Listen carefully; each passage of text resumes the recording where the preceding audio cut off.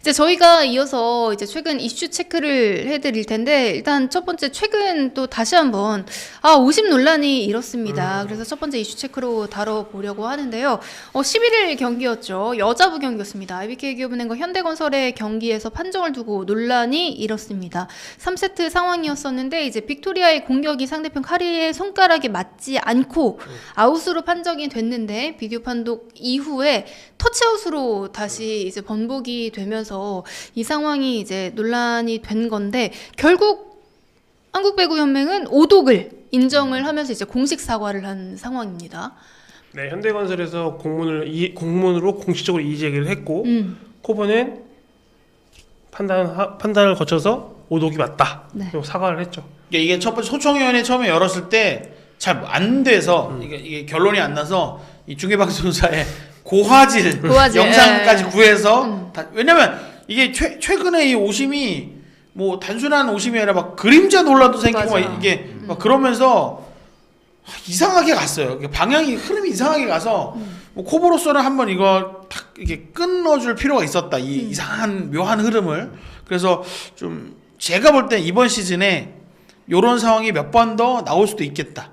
왜냐면 구단의 요청에 어쨌든 잘못된 게 잡힌 거니까. 이때 또 이날 경기에서 강정환 감독 엄청 화냈었는데 맞아요. 그거 아니라 그래가지고 약간 민망한 상황이 있었잖아요. 근데 결국은 강정환 감독이 맞았다. 근데 이게 이틀 전에도 비슷한 상황이 나왔었어요. 그렇죠. 그러니까 페퍼랑 어디였죠? 정관장 했는데 아니다, 흥국이랑 페퍼 광주 9일 경기 그때 그 전에 게임 엔딩 그 마지막, 터치아웃 그걸 조이 걸 했는데, 그것도 비슷하게 정말 위로 지나갔는데, 그것도 보면은 맞은 것처럼 보이지만 손가락이 안 흔들리거든요. 그래서 경기를 끝내버렸어요. 그러니까 둘 다 비슷한 상황인데, 그때 판독하셨던 분들은 이건 그림자다, 이건 아웃이 맞아서 아웃을 처리를 했고, 이틀 뒤에는 비슷하게 그림자로 보이고 손가락의 흔들림은 없는데, 심지어 부심이 강선영 감독에게 해명하는 입장에서 우리 세 명이 봤다, 손가락이 미세하게 흔들리는 걸 봤다라고 이제 말도 안 되는 해명을 해가지고, 그래서 이게 감독관들 부심이 누구냐에 따라서 이게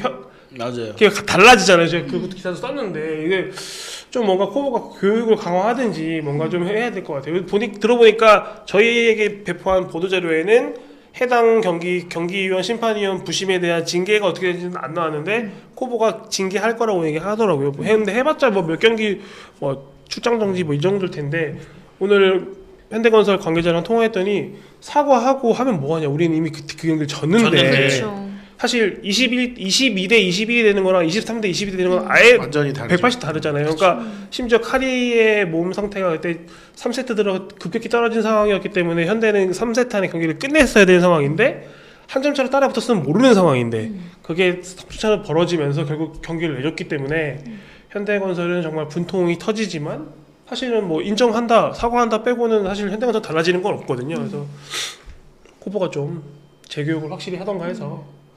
그러니까 이게 제임스님이 오심했던 경기 주부심하고 감독과는 징계도 안 한다라고 했는데, 징계는 있습니다. 징계는 있는데 이제 손방망이긴 한데. 뭐 그러니까 이게 그죠. 뭐 체감이 어떨지 모르겠지만 어떤 징계는 있다. 근데 이제 저도 연맹에 얘기했던 게 뭐냐면, 이게 같은 상황도 보는 사람마다 해석을 달리 해버리면 경기의 일관성이 없어진다. 그렇죠. 이러면 그러고 싶지 않지만. 심판에 따라서 호불호가 생겨버리면 경기하는 사람들, 그다음에 코트에 있는 사람들이 그거에 휘둘릴 수가 있기 때문에 그 문제를 잡아. 그러니까 본질은 그거다. 그러니까 A라는 사람은 이거 맞다고 보고 B라는 사람은 아니라고 보면, 만약에 그러니까 팀이 예를 들어서 현대건설 같은 상황에서 우리는 누구 심판이 오면 항상 우리한테 불리해. 이런 게 과거의 배구에는 이런 게 대놓고 있긴 했어요. 그러니까 이 프로화 뭐 전에라든지 이럴 때는 그러니까 전설처럼 들리는 게 있어요. 누구 심판만 가면 어느 팀이 진다 뭐 이런 얘기가 있었어.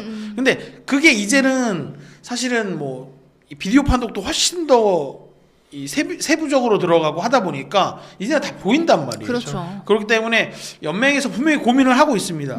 이거에 대한 뭐 문제점을 파악하고는 있긴 한데, 이제 저는 이제 더 근원적인 문제를 뭐라고 보냐면, 심판으로 있는, 그러니까 주부심, 그러니까 선심은 모르겠어요. 선심을 계속 육성하고 있는데 주부심을 보는 인원이 적어요. 너무 적어요.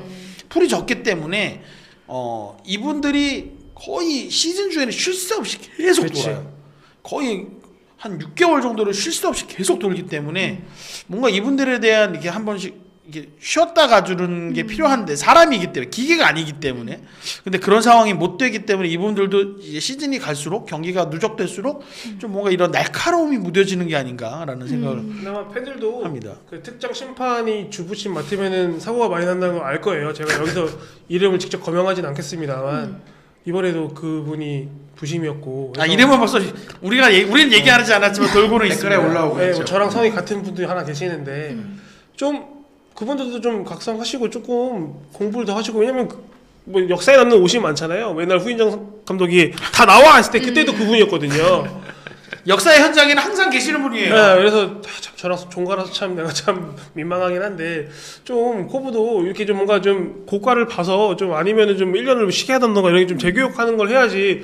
형 말대로 심판 주부심 그 레벨급 선수 그 풀이 적으니까 계속 돌거든요. 그래서 내가 해법으로 하나 그러니까 제시라고 하긴 그렇지만 의견을 냈던 게 이런 방법도 있지 않느냐라고 했던 게 지금은 조금 나아지긴 했습니다만 대한배구협회 심판, 한국배구연맹 심판이 나뉘어 있잖아요. 나는 있죠. 근데 이 대한배구협회 소속 심판을 한국배구연맹이 이렇게 빌렸으면 돼요. 약간 뭐 임대나 그러니까 돈을 주고 네. 그에 합당한 뭐 금액을 지불하면서 네. 빌렸으면 그분들에 대한 뭐 그분들도 계속 경기를 돌긴 하지만 어쨌든 부족한 부분을 좀 채워줄 수 있는 여지는 생긴단 말이에요. 형님 그러기에는 지난 진주에서 코리아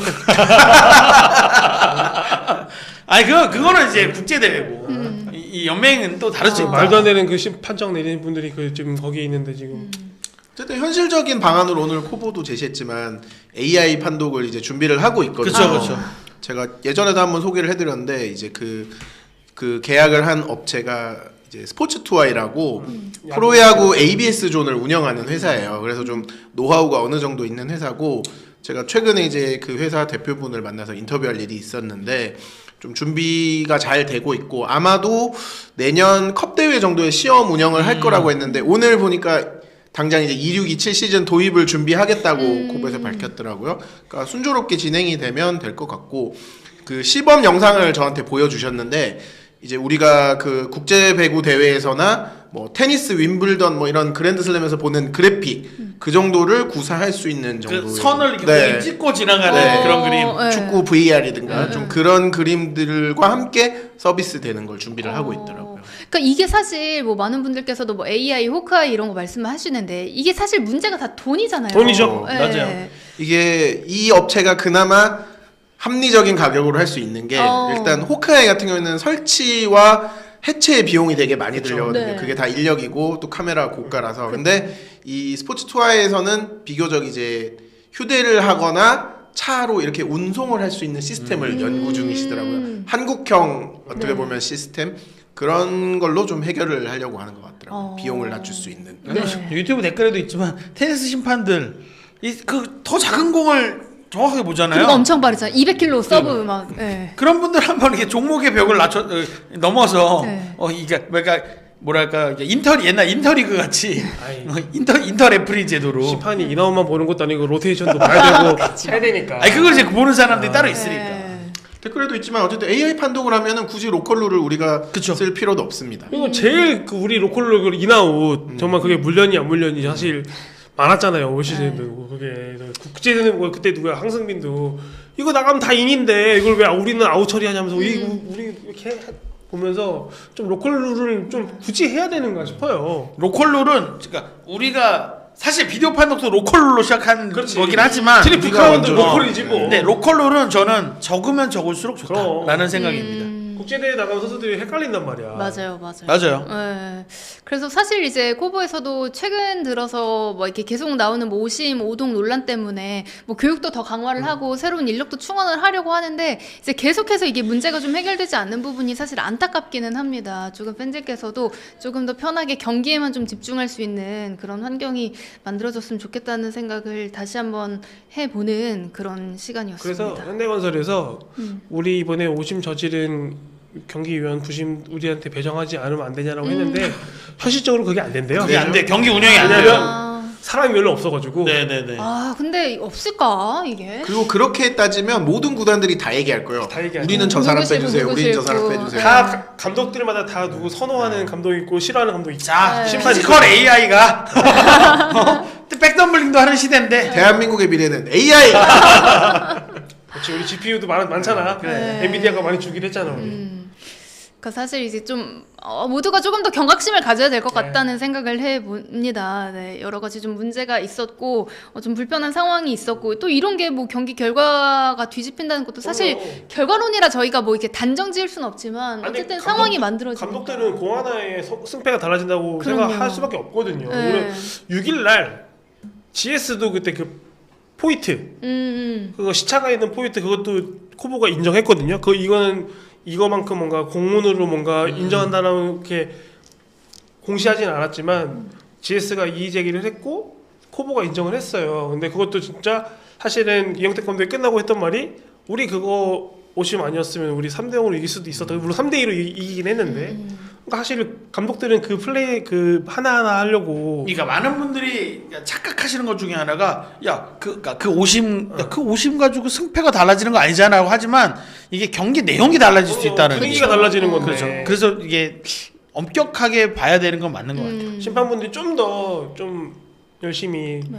확인하시고 스코하시고 수기하셔가지고 좀 잘 보셔야 팬들도 납득이 가는 경기를 볼 수 있고 현장도 우리가 납득이 가는 판정이면 인정하잖아요. 그러니까 좀 납득이 갈 수 있게 좀 해주셨으면 좋겠습니다. 네. 또 제임스님께서 AI가 도입돼야 하는 게 이제 좀 애매할 때 감정에 의한 편파 판정이 나올 수 있다 이렇게 이야기를 해주셨는데 아무래도 뭐 심판분들께서도 뭐 그런 감정을 전혀 배제하려고 할 거고 뭐 그런 생각은 안 하실 겁니다. 실제로 판정을 할 때는 절대 그러지는 않을 텐데 뭔가 그래도 좀 이런 논란이 되는 상황이 발생을 하다 보니까 이런 부분들은 조금 더 짚고 넘어가야 되고 그리고 조금 더 이게 엄격하게 돼야 될 것 같아요. 선수들도 제가 누구라고 말하지 않겠지만 어떤 선수는 20점이 넘어간 상황에서 나에게 서브가 돌아오면 심장이 미친 듯이 뛴다는 선수가 있는 것처럼 네. 심판도 왜 내가 볼 때 이런 상황이 나오는 거야라고 그게 한 번, 두 번 쌓이면 맞아. 그런 상황에서 내 판단이 흐려질 수 있는 네. 가능성이 커진단 말이에요. 그래서 아까 제가 정확하게 어떤 분이 적어주셨는지 모르겠지만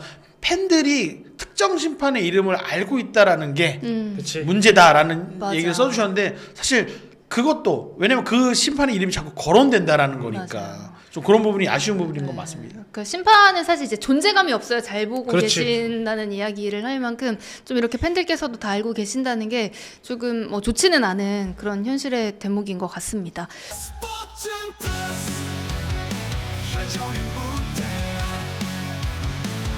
스포츠 플러스 힘좀 내놓지